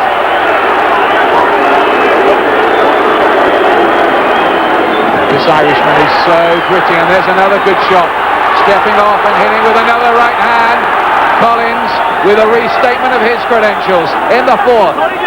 Collins is just giving himself a little bit more room. He's landing his shots. He needs the room to land. Well, it's as if Collins rather felt that Benn has got the better of things in the previous round and has really come out meaning business. Good stuff from him again there. Left jab, right hand, and an uppercut there. He's just found the range a bit better, and again he lands with that right hand. And again. Now, this is where Benn's deep down desire may be tested. Once again, the combination. This is easily the best stuff so far from Collins, settling down. Yes, his work, he's not as ragged now. He's given himself a little bit more room. He's starting to rattle off the left, right, and he's starting to find his range well. Very, very savage-looking body shot from Collins. Really sunk it in. And he's beginning to tee off a little bit, rather ominously for Benn in this round. He's got the range with the jab, the right hand's butting in too. For the first time, nothing really good coming back from Benn. He's just stuck on the spot there, getting caught with these right hands.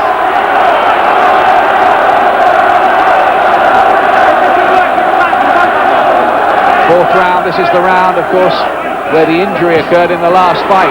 Benn got home with a left hook. But once again, he finds everything just bouncing off Steve Collins. Goodness me, he must be a hard man to fight.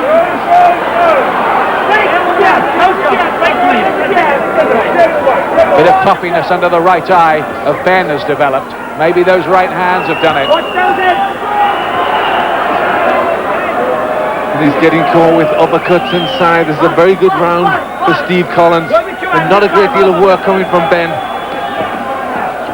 Last 20 seconds of a good round for Steve Collins. But Benn, you feel, isn't done with yet.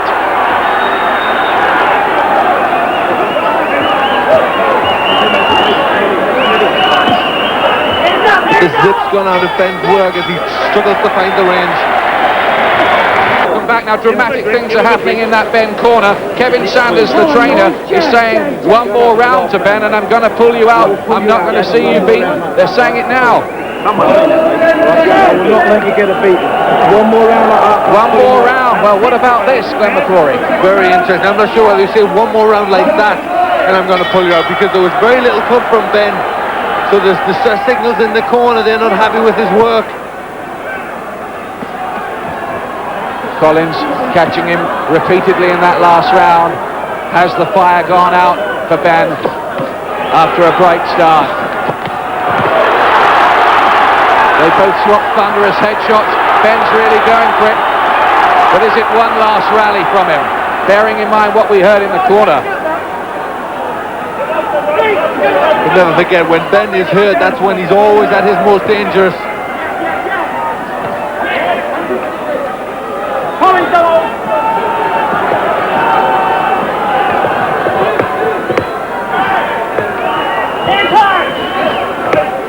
Collins has taken control in a big way.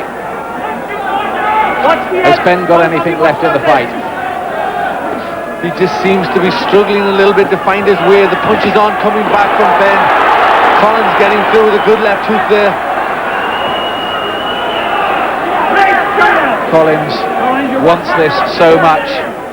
Wants to stay at the top. Wants the limelight. Wants the big fights.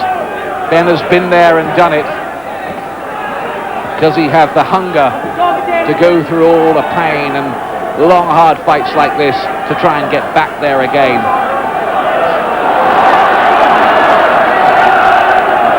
Well, this is where he has to show it. This is where he's got to pull something out.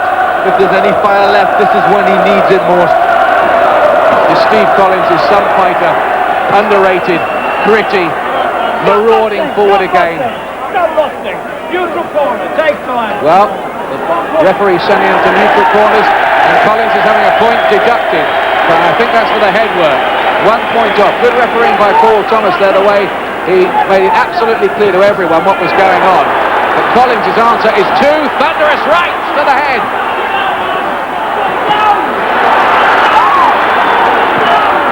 Is he lining up Benn here for the final assault? These are good punches coming in from Collins, and Benn looks hurt there. He's looking over at the corner. He looks distressed. I wonder whether we're watching the final few minutes, final few seconds even, in the career of one of Britain's most exciting fighters of all time. Will the corner pull him out at the end of the round? There is the threat of that, judging by what we heard last time, unless that was just a threat to try to get him going. Good right hand from Benn.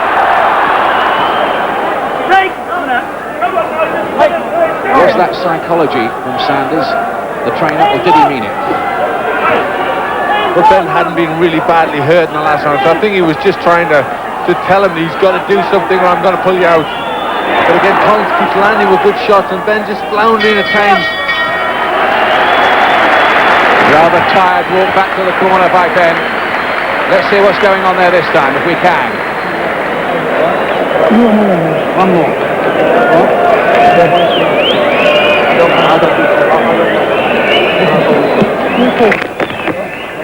Well, I think I heard Benn say one more. Well, he's distressed, definitely. He's been caught with some good hard punches in that round.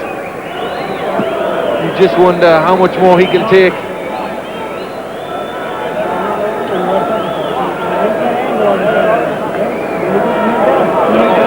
But in the last round, it certainly was marvellous work from Collins. He's full of fire.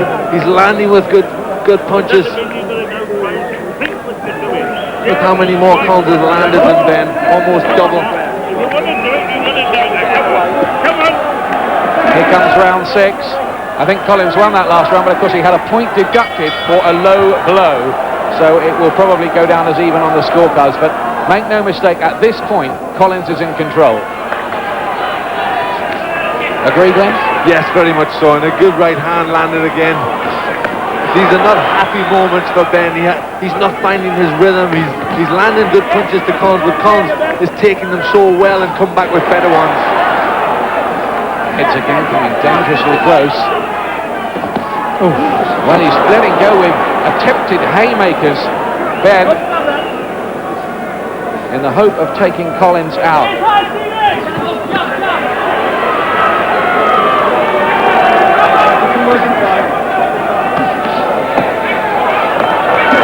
Oh, that's a great right hand from Benn, and again, Collins hardly blinked as it went home. He's unbelievably tough. He really is. He takes such a good shot. Benn landed with a really good one. Collins came back with 3 of his own that all landed. If Benn loses this one, there surely is no place left for him to go. We've had retirement speeches for him before, but it really would be the end, I think.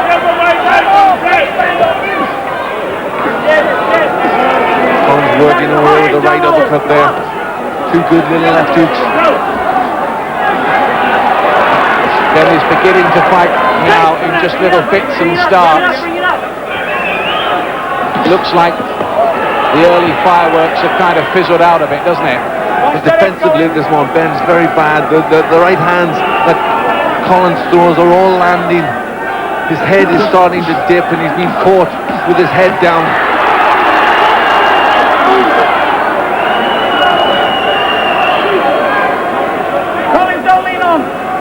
Make no mistake, Benn's landed with some very, very big punches in this fight, but he just can't shake Collins. The man is an absolute rock, or so it seems anyway.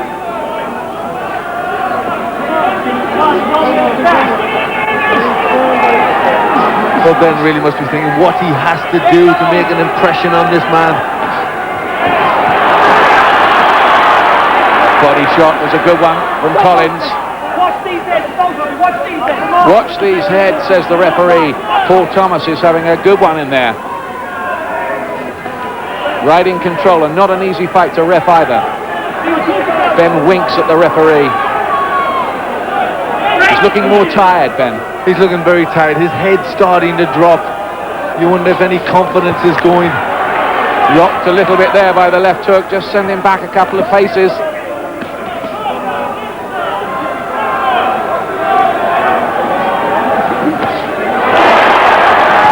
Still from the memory bank comes the left hand, but he threw so much into that one he lost his balance. And, well, let's get a word, if we can, here with the WBC super middleweight champion, Robin Reed, who's with us at ringside. Robin, how are you seeing the... Well, before that, hang on a minute, wait, before we do that, it may be the end of the contest. It is over. It is over. Benn has been pulled out at the end of the 6th round. And Steve Collins retains the WBO Super Middleweight Championship. He has beaten Eubank twice. He has beaten Benn twice. And that must surely be the end for Nigel Benn. Now we can have a word with Robin Reed. Robin, your comments on the fight? Yeah, I mean, as you saw from the first couple of rounds, they both went at it like two bulls in a china shop. But as Steve took control in the last 3 rounds, he was catching Nigel at will with left-right hand combinations. Nigel started to look wary and warier, and he was getting caught more and more. And I think maybe the writing justified in pulling him out. At the end of the day, you've got to. The box is the main priority. If your corners see you're taking too much punishment and you're getting hurt, then as big as your heart may be, maybe that's the right decision at the end of the day. Maybe Nigel, he might be obviously going to be disappointed because he's been pulled out the fight. But I mean, when he goes back to his changing rooms or he watches the fight again, I'm sure he'll thank his cornermen, for doing what they've done, because he was shipping a lot of punishment there. He was getting caught at will with left-right combinations. And I think, maybe, Nigel, well, obviously Nigel's time's up. There's his fiancée Caroline in the ring. And look at that. She has been asking him, beseeching him to stop boxing. And I think that embrace says so much. I think it says that really is the end of the great warrior Nigel Benn. Yes, and I think Steve Collins, he was so tough, he was so hard, it was a great victory. He did what he said he was going to do. He's probably sent Nigel Benn into retirement for a final time. There's no stopping him. He's so tough, he's so hard. How do you dent him? What a great chin he's got. What great fight. This is really his time, and good credit to Steve Collins. Magnificent performance again by Steve Collins. He's so underrated, and really sad, I think, to see the final chapter of Nigel Benn. Let's now join our MC Mike Goodall again. Ladies and gentlemen, at the end of round 6, Nigel Benn has been retired by his corner, leaving the winner and still WBO Super Middleweight Champion of the World, Steve Collins. Collins is a very underrated fighter. He's still the champion. There's more big money out there, maybe even a fight with the man many people think is the best at this weight in the world, Roy Jones, but Collins would argue with that. He'd say he's the best. Disappointing end, but my goodness me, that was a fight. Collins. It's time to call it a day. I can't go on. It's, there might be another Dart Destroyer, but that's fucking it for me. I tried to go out and please the public. That's one thing I like doing, is pleasing the British public. I can't take no more. It's time to call it a day. Thank you.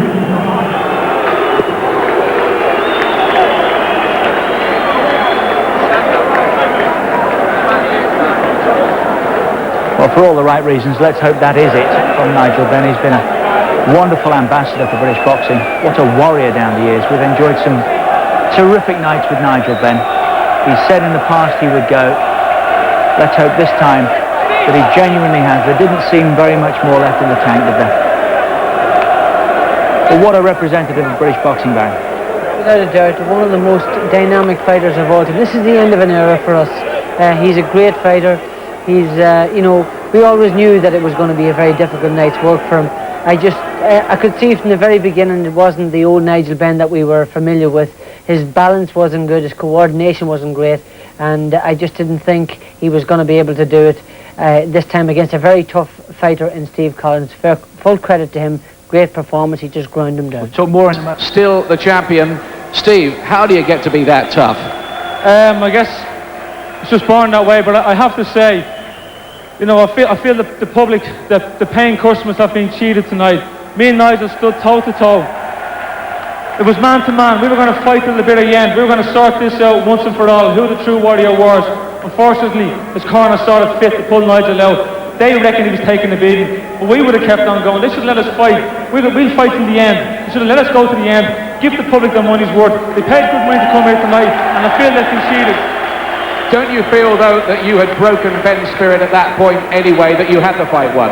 Let me tell you something. If I broke Benn's spirit, he was hitting very hard, very often, and he was coming forward. He surprised me tonight. He was giving me a hell of a fight tonight. He was different from the last Nigel Benn. He came to win. And it was toe to toe. I didn't feel in control. I felt I had a handful. And I felt the public should have been allowed to see the fight go to the end. The corner should not have stopped it.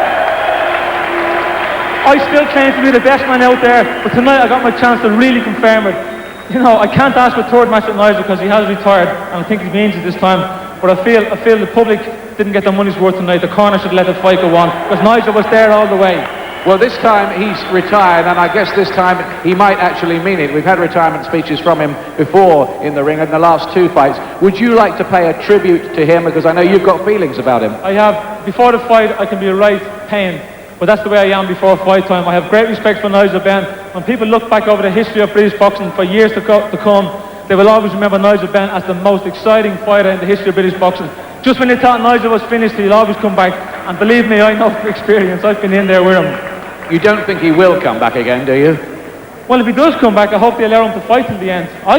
Nigel, you're a great warrior.